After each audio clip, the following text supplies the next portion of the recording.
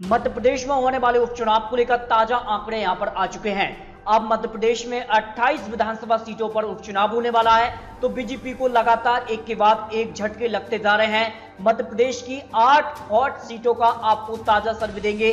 आखिर 8 सीटों पर किसका कब्जा होने वाला है? तो मध्य प्रदेश में 11 विधानसभा सीट इस वक्त खाली हो चुकी है। जहां दोस्तों कांग्रेस विधायक के कोरोना के कारण यहां पर निधन हुआ है और इस कारण से 11 विधानसभा सीट भी अब खाली हो चुकी है। तो कुल मिलाकर मध्य प्रदेश में अब 28 विधानसभा सीटों पर उपचुनाव होने वाला है। इनमें से ग्वालियर चंबल की 16 सीटें और इन ग्वालियर चंबल की 16 सीटों में से 8 ऐसी सीटें हैं जहां पर कांटे की टक्कर होने वाली है। तो कांग्रेस ने अपनी जीत की तैयारी किस प्रकार से की है, इस पर आपको सटीक आंकड़े देने वाले हैं। तो कांग्रेस ने जीत की रणनीति तैयार करने के लिए थीम सॉन्ग लॉन्च किया है। गद्दारों का छोड़ के साथ कांग्रेस का थामो हाथ, एमपी पुकारे दिल से, लाओ कमलनाथ फिर से, इस तरह का थीम सॉन्ग कांग्रेस ने लॉन्च कर दिया है। तो कमलनाथ के थीम सॉन्ग लॉन्च करते ही अब जो है कहीं ना कहीं बीजेपी को बड़ा झटका एक के बाद एक लगता जा रहा है। कांग्रेस में शामिल हुए सिकरबार और इसके बाद अगर बात की तो हाल ही में उपचुनाव से पहले बीजेपी को एक और बड़ा झटका है। पूर्व एमएलए पारुल साहू कांग्रेस में शामिल हो चुकी हैं। कहीं ना कहीं कमलनाथ ने उनको एक कह सकते हैं अपने परिवार का सदस्य माना है और कहीं ना कहीं उनकी घर वापसी ही हुई है। यानी अब बीजेपी ने जो जवाब दिया था, जो कार्रवाई की थी, जिस कारण से कमलनाथ सरकार की थी, उसी यहां पर कह सकते तर्ज पर कमलनाथ भी अब कहीं ना कहीं बीजेपी के कई बड़े नेताओं को अपने पाले में कर रहे हैं।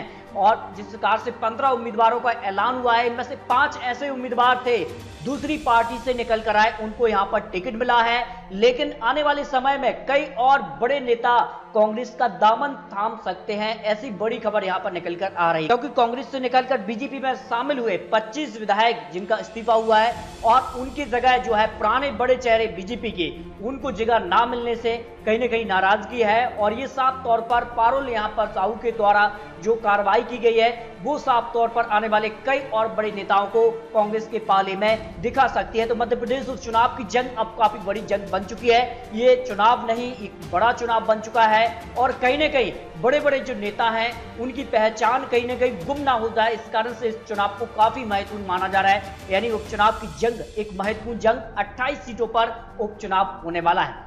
लेकिन मध्य प्रदेश की 28 सीटों में से 8 ऐसी सीटें हैं जहां पर कांटे की टक्कर इस वक्त दिखाई दे रही है और किस सीट पर किसका पलड़ा भारी दिखाई दे रहा है, सारे आंकड़े आपको दिखाने वाले हैं। तो सबसे पहले बात करते हैं सुर्खी विधानसभा सीट।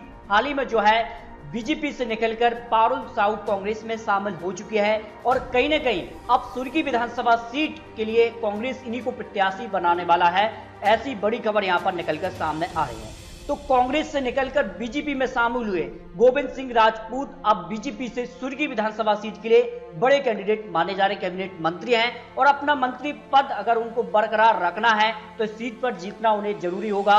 और कहीं ना कहीं उनको यहां पर एमएलए पारुल साहू अब टक्कर देने वाली है। यानी दोनों ही जो नेता हैं वो दल बदल कर चुके हैं। तो गोविंद सिंह राजपूत अब बीजेपी में आ चुके हैं, तो बीजेपी से निकलकर एमएलए पारुल साहू कांग्रेस में जा चुके हैं। यानी काफी महत्वपूर्ण सीट अब इसको माना जा रहा है। और इस सीट पर आंकड़ों की माने तो 3 सर्वे के अनुसार सुर्खी विधानसभा सीट कांग्रेस के पाले में जा रही है।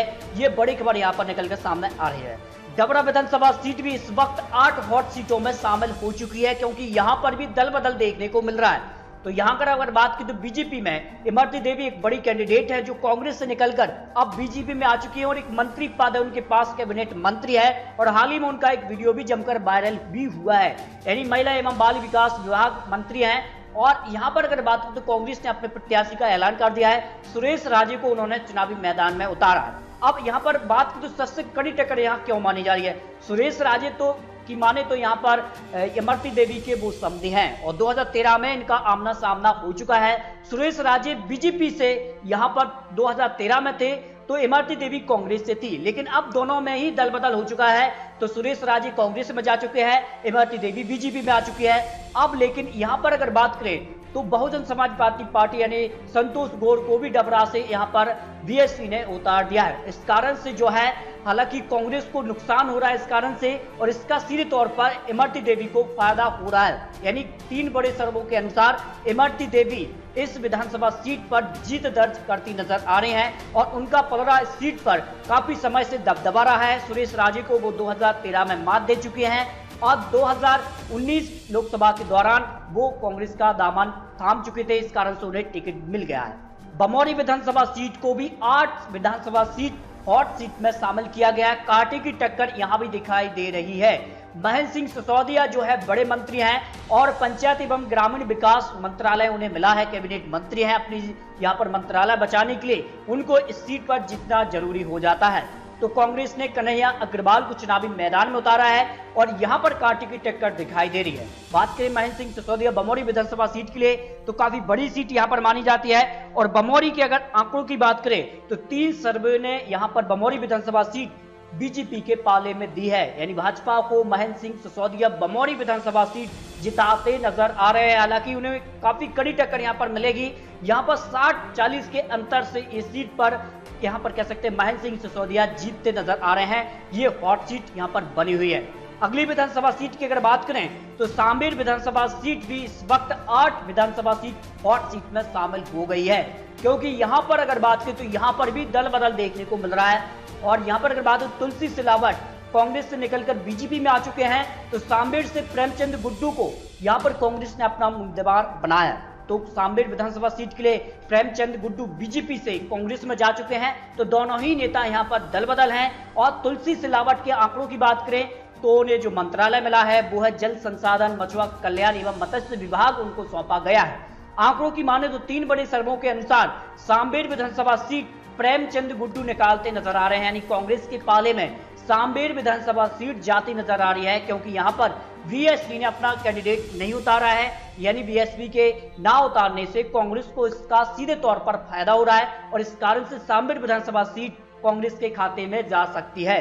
अब देख लिए अगली विधानसभा सीट बदनावर विधानसभा सीट भी 8 हॉट सीटों में शामिल की गई है। राजवर्धन सिंह दंतीगांव जो कि कांग्रेस से निकलकर बीजेपी में आ चुके हैं और उन्हें कैबिनेट मंत्री का दर्जा मिला है। औद्योगिक नीति एवं निवेश प्रोत्साहन उनको मंत्रालय मिला है। तो कांग्रेस ने अपने यहाँ पर प्रत्याशी राजेश अग्रवाल को चुनावी मैदान में उतार सकते हैं। यहाँ पर अगर बात करें तो सबसे बड़ी टक्कर यहाँ पर देखने को मिल रही है। और बदनावर विधानसभा सीट की आंकड़ों की बात करें तो एक के बाद एक यहाँ पर बदलाव होता है। 2008 में कांग्रेस ने और 2013 में बीजेपी ने जीत दर्ज की, तो 2018 में जो है कांग्रेस ने, और अब उपचुनाव में बीजेपी का सीट पर पलड़ा भारी नजर आ रहा है। आंकड़ों के हिसाब से बदनावर विधानसभा सीट बीजेपी के खाते में जा सकती है।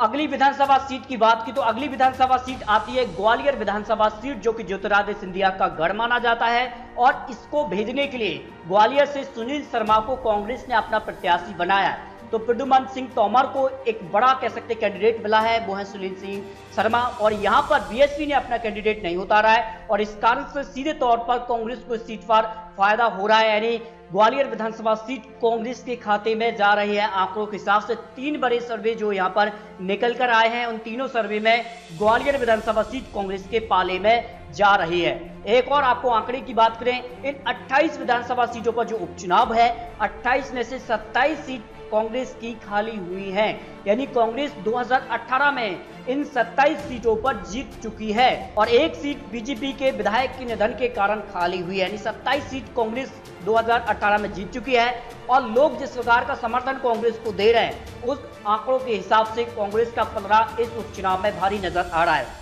अब देखिए अगली विधानसभा सीट भी इस कह सकते 8 विधानसभा सीट हॉट सीट में शामिल हुई है। सांची विधानसभा सीट प्रभुराम चौधरी एक बड़े कैंडिडेट हैं और कहीं ना कहीं बीजेपी इन्हीं को चुनावी मैदान में उतारेगी। तो लोक स्वास्थ्य एवं परिवार कल्याण उनको मंत्रालय मिला है। तो यहाँ पर कांग्रेस ने मदन लाल चौधरी को यहाँ पर चुनावी मैदान में कांग्रेस ने उतारा है। बीएसपी ने अपना कैंडिडेट नहीं उतारा है। इन सारे आंकड़ों के बाद सांची विधानसभा सीट कांग्रेस के खाते में जा सकती है। आंकड़े जिस प्रकार के और भी सर्वे निकल कर आए हैं, उन सर्वे के अनुसार सांची विधानसभा सीट हॉट सीट है, लेकिन इस सीट पर कांग्रेस का कब्जा हो सकता है। देवरी विधानसभा सीट को भी यहां पर हॉट सीट में शामिल किया गया है। तो बीजेपी में यहां पर शामिल हुए हैं गिरिराज दंतोरिया और बीजेपी ने इन्हें मंत्री भी बनाया है। तो यहां पर दिवनी से यहां पर कांग्रेस ने रविंद्र सिंह तोमर को चुनावी मैदान में उतार दिया है और बीएसपी ने अपना कैंडिडेट यहां से नहीं उतारा है और इस कारण सीधे तौर पर बीजेपी को यहां पर करारा झटका लग सकता है और रविंद्र सिंह तोमर कांग्रेस प्रत्याशी यहां पर जीत सकते हैं। 3 बड़े सर्वों के अनुसार जो जानकारी प्राप्त हुई है। तो मध्य प्रदेश में अब 28 सीटों पर उपचुनाव होने वाला है और 28 सीटों में से 8 सीट जो है सबसे बड़ी कांटे की टक्कर इस वक्त दिखाई दे रही है और इन 8 सीटों में से 3 सीटों पर बीजेपी जीत सकती है।